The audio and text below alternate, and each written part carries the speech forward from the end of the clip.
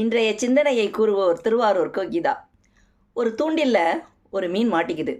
அப்போது அந்த தூண்டில்ல உள்ள அந்த கொக்கி இருக்குல்ல, அதை அது தொண்டையில் போட்டு அப்படி கிழிச்சு வலிச்சு துடியாக துடித்து அந்த மீன் வந்து இறந்து போகுது. அதே வலையை வீசி அந்த மீனை பிடிக்கும் போது கரைக்கு வந்து காற்று இல்லாமல் கொஞ்ச நேரத்துலேயே அது வந்து இறந்து போகுது.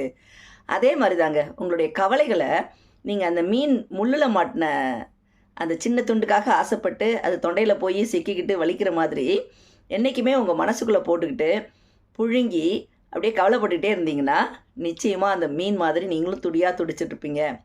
எப்போவுமே உலகத்தில் கவலைகளை வெளியில் வீசிட்டு சுதந்திரமாக இருந்தீங்கன்னா உங்களால் சந்தோஷமாக இருக்க முடியும். கவலைகளை நீங்கள் அப்படியே மனசுக்குள்ளே போட்டு அடக்கி கவலைப்படுறதாத மட்டும் எந்த விதமான பிரயோஜனமும் கிடையாது. அதனால் உங்களுடைய துன்பங்களையும் துயரங்களையும் உதறி சொல்லிட்டு துணிச்சலாக நீங்கள் என்றைக்கு வாழ்க்கையை நீங்கள் வந்து ஃபேஸ் பண்ணுறீங்களோ அன்றைக்கி தான் நீங்கள் ஒரு